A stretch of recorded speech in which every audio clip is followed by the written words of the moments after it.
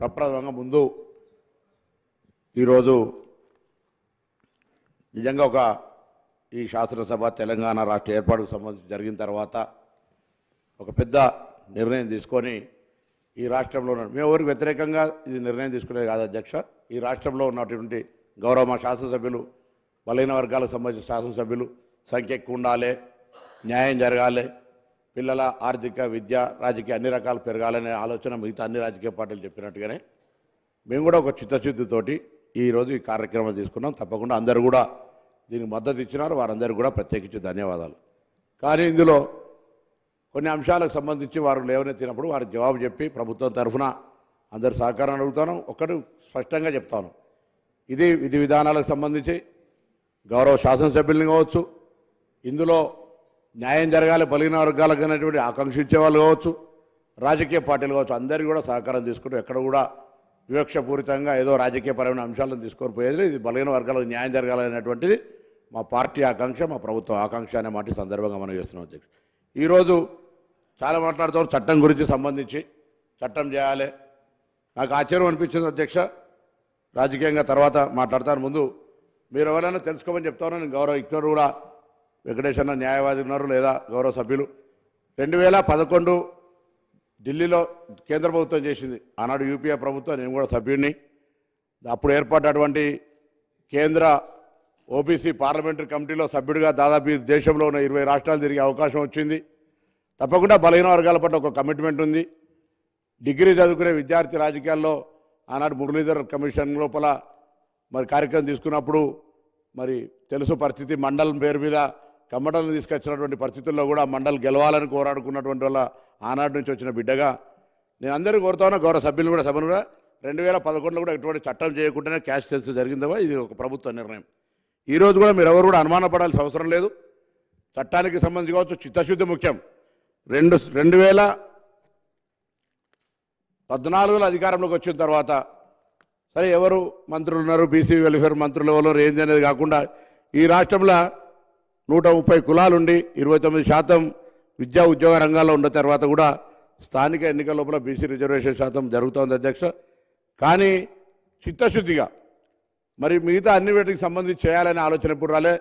గౌరవ మాజీ మంత్రి గారు నాకు ఆశ్చర్యం అనిపిస్తూ ఉంది, కులగణనకు సంబంధించిన ప్రభుత్వం చేసింది ఆ రోజు, దాన్ని బయట పెట్టమని అని అడుగుంటే ప్రభుత్వంలో ఉండి కోరితే క్యాబినెట్లోనన్నా కనీసం అడిగితే బాగుంటుండే. అది ఎప్పుడు కూడా బయటికి ఇంతకుముందు అక్బరుద్దీన్ గారు అన్నట్టుగా మేము కూడా అడుగుతాను, దాన్ని బయట పెట్టి ఈరోజు ప్రభుత్వ ఖర్చులతో జరిగింది, దాన్ని బయట పెట్టాలని కూడా ఈ సందర్భంగా కోరుతా ఉన్నాం. తప్పకుండా మేము కూడా ఆ అంశం తెలియజేస్తామని అడుగుతాను అధ్యక్ష. తర్వాత పిల్ల గుట్టక ముందే కుల్ల గుట్టినట్టుగా అన్నట్టుగా మంత్రి గారు అనేకమైనటువంటి మేనిఫెస్టోలు ఏం పెడతాను ఏం చేస్తున్నాం అధ్యక్ష. ఒక్కొక్క మాట చెప్తే చాలా అంశాలు ఉన్నాయి. ఈరోజు బలహీన వర్గాల మంత్రిగా ఒక కార్పొరేటర్ బలహీన వర్గాల సీటును వేరే వ్యక్తి తీసుకుని గెలిచిండు అనే దాని మీద కలెక్టర్ ప్రొసీడింగ్ ఇస్తే కూడా ఒక బీసీ మంత్రిగా ఆ బీసీకి అన్యాయం జరిగే విధంగా స్టే చేసినటువంటి పరిస్థితి మీకు నేను రికార్డుతో సాగిస్తాను. ఈ పరిస్థితులలో నేను ఒకటే మళ్ళీ కొడతాను, రాజకీయాలకు సంబంధించి ప్రసంగం మీదలుచుకుంటే అనేక మీదలుచుకుంటాం. కానీ ఈరోజు మనం ఏం చేసినాం, మన అధికారంలో ఏం జరిగింది అనేటువంటి మాట తీసుకునేటువంటి ప్రయత్నం కూడా చేస్తే సార్, ఈరోజు తెలంగాణ రాష్ట్ర ప్రభుత్వంలో 10 సంవత్సరాలుగా ఫెడరేషన్స్ చేసినారు అధ్యక్ష. అనేకమైనటువంటి కుల ఫెడరేషన్స్ ఉన్నాయి. ఇంతకుముందు మన పాయల్ శంకర్ గారు మాట్లాడినారు, ఆత్మగౌరవ భవనాలు ఉన్నాయి అధ్యక్ష, ఒక రూపాయి ఎవరికి ఇవ్వలేదు అధ్యక్ష. అంతేకాదు బీసీ కార్పొరేషన్ నుంచి 2018 ఎన్నికలప్పుడు 2023 ఎన్నికలు బీసీ బంధు పేరు తప్ప ఎన్నడూ ఆ ఆర్గనైజేషన్ పనిచేయలే, ఒక రూపాయి కేటాయించలేదు అధ్యక్ష. ఇది రికార్డు. అదేవిధంగా 2014 నుంచి 2023 దాకా వీళ్ళు ఇప్పుడు చెప్తా ఉన్నారు సంవత్సరానికి 20 కోట్లు ఇస్తున్నారు, 1,00,000 కోట్లు కావాలని. మొత్తం 9.5 సంవత్సరాల లెక్కలు దీవని అడుగుతా ఉన్నా అధ్యక్ష. మీరు బడ్జెట్లో ఎన్ని 100 కోట్లు ప్రకటించుకున్నారో మొత్తం 23,000 కోట్ల రూపాయలు ఖర్చు తప్ప ఈ రోజు వరకు 9.5 సంవత్సరాల ఈ ప్రభుత్వం బీసీలకు ఇచ్చినటువంటి ఖర్చు 23,000 కోట్లు మాత్రం అధ్యక్ష. మీరు రికార్డ్స్ ఉంటే అన్ని రికార్డులను వెరిఫై చేసుకోమని చెప్పి సమాధానం కోరుతాను. అదేవిధంగా ఈరోజు ఎంబీసీలకు సంబంధించి ముచ్చట వచ్చింది అధ్యక్ష. ఎంబీసీలకు సంబంధించి 1000 కోట్లు ఆర్భాటంగా ప్రకటిస్తే నిజంగా కూడా నేను ఒక బలహీన వర్గాల బిడ్డగా చాలా సంతోషపడ్డా. మా ఎంబీసీలకు సంబంధించి 1000 కోట్లు వచ్చినాయని అధ్యక్ష. 1000 రూపాయలు కూడా ఖర్చు కానటువంటి పరిస్థితి. ఆ కార్పొరేషన్ చైర్మన్ వేస్తే ఆ కార్పొరేషన్ చైర్మన్ ఒకసారి ఇంటర్వ్యూ తీసుకొని ఆయన బాధ చెప్తారు. ఈ పరిస్థితుల్లో ఉన్నటువంటి సందర్భంగా మనం వాస్తవికంగా మాట్లాడాలి, వాస్తవికంగా న్యాయం చేయాలని చెప్పిన అందరినీ కూడా అఖిలపక్షాన్ని పిలుస్తాం, బలహీన వర్గాల శాసనసభ్యులు పిలుస్తాం, మాజీ శాసనసభ్యులు పిలుస్తాం. ప్రతి ఒక్కరిని కూడా వాళ్ళందరినీ తీసుకొని ముందుకు పోయేటువంటి విషయం లోపల తప్పకుండా ఈ కార్యక్రమం తీసుకుంటామని చెప్పి నేను ఈ సందర్భంగా కోరుతా ఉన్నాను. మాట్లాడతారా? డిప్యూటీ సీఎం గారు మాట్లాడతారు.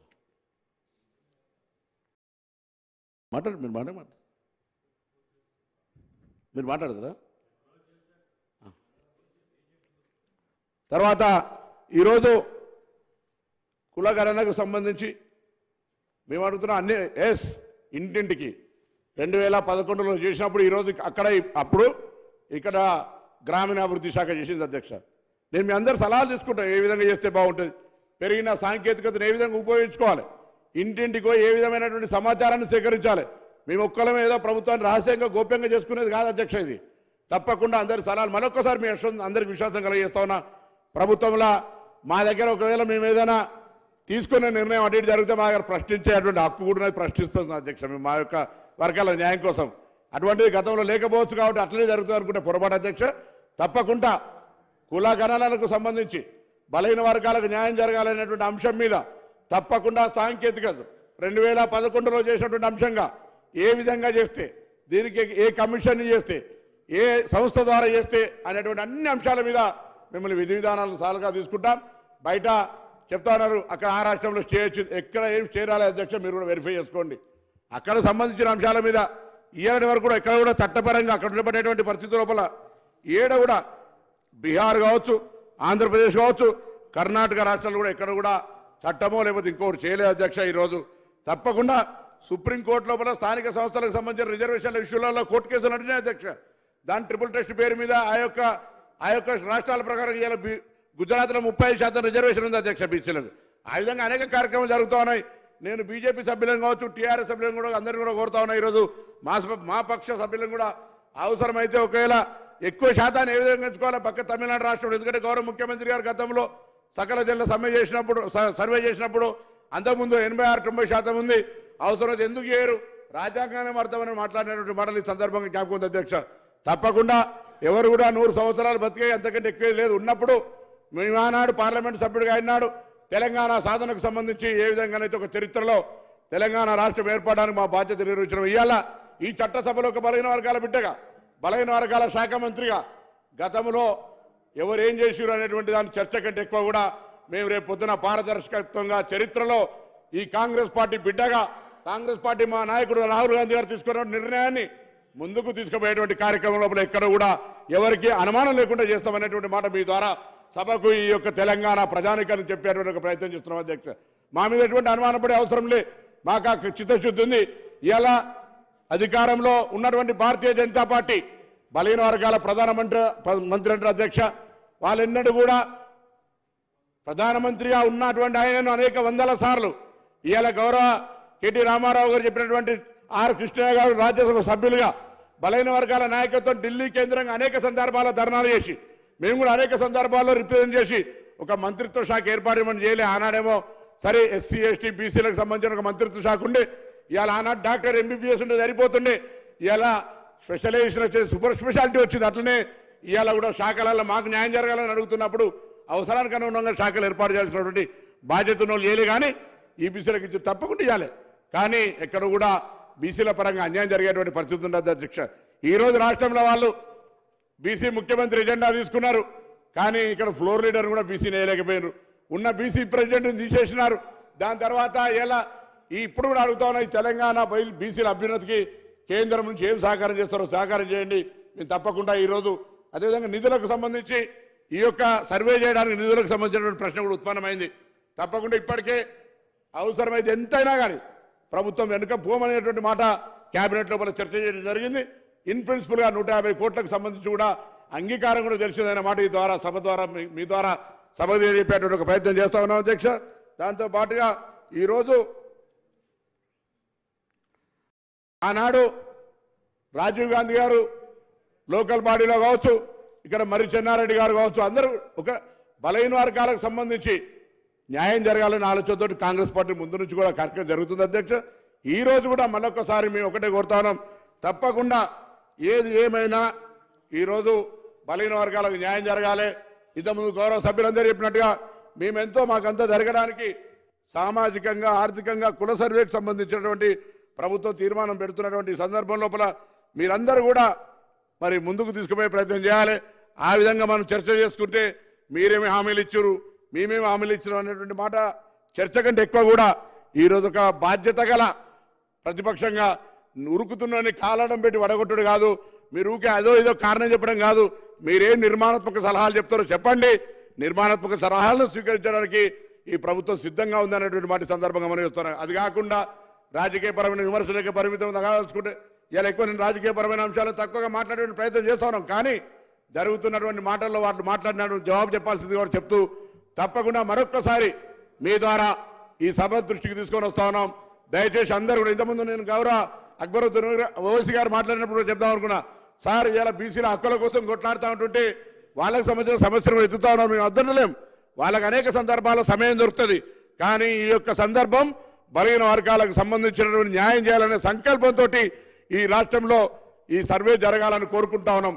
ఈ సర్వే రాజకీయంగా ఎదగడానికి, ఈ సర్వే ఆర్థికంగా ఎదగడానికి, ఈ సర్వే సామాజికంగా ఎదగడానికి ఉపయోగపడే విధంగా మా కార్యాచరణ ఉంటుంది. అందులో అనేకమైనటువంటి సాంకేతికమైనటువంటి అంశాలు తీసుకుందాం. మారుతున్న కాలానికి అనుగుణంగా రేపు ఈ సమాజంలో మేము కూడా భాగస్వాములమే.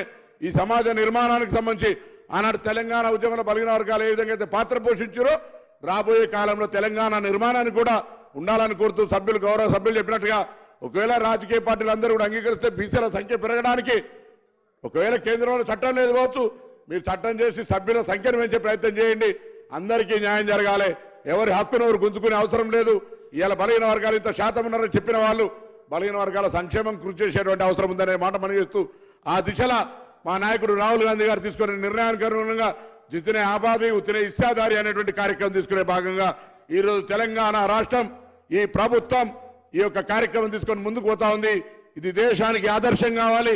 ఈ యొక్క కార్యక్రమం దేశవ్యాప్తంగా భారతీయ జనతా పార్టీ సుప్రీంకోర్టులో అఫిడవిట్ ఇచ్చింది. ఈ యొక్క సర్వే ద్వారానైనా వాళ్ళు భవిష్యత్తులో మనసు మార్చుకొని దేశవ్యాప్తంగా బలహీన వర్గాల సంఖ్య కుల జనగణన చేసి దేశంలో బలహీన వర్గాలకు న్యాయం చేసే విధమైనటువంటి కార్యక్రమాలు తీసుకొచ్చే విధంగా ఇది ఒక వేదిక, ఇది ఒక మార్గదర్శి కావాలి తెలంగాణ అనేటువంటి మాట సందర్భంగా కోరుతూ తప్పకుండా ఈరోజు గౌరవ సభాపతి గారికి ఈ సందర్భంగా ఈ యొక్క కార్యక్రమాన్ని బిల్లును ఈ యొక్క తీర్మానాన్ని ప్రవేశపెట్టినటువంటి సందర్భంగా మీకు మరొకసారి ధన్యవాదాలు తెలియజేస్తూ అన్ని రాజకీయ పార్టీలకు హృదయపూర్వకంగా ధన్యవాదాలు తెలియజేస్తా ఉన్నా. అందరూ ఏకగ్రీవంగా గట్టిగా ఈ భవిష్యత్తులో మీ సలహాలు సూచనలు ఈ కార్యక్రమ నిర్వహణకు సంబంధించినటువంటి అన్ని రకాలతో ఓపెన్ మైండ్తో ఉన్నాం. మీరు ఎప్పుడైనా ఏ బేసిజన్ లేకుండా ఒక తమ్ముడిగా ఈ సభలో చిన్నవాడిగా నాకు సలహా సూచనలు ఏమని చెప్పి ఈ సందర్భంగా ప్రతి ఒక్కరిని కోరుతూ అందరికీ హృదయపూర్వకంగా ధన్యవాదాలు తెలియజేస్తా ఉన్నాను. డిప్యూటీ చీఫ్ మినిస్టర్ గారు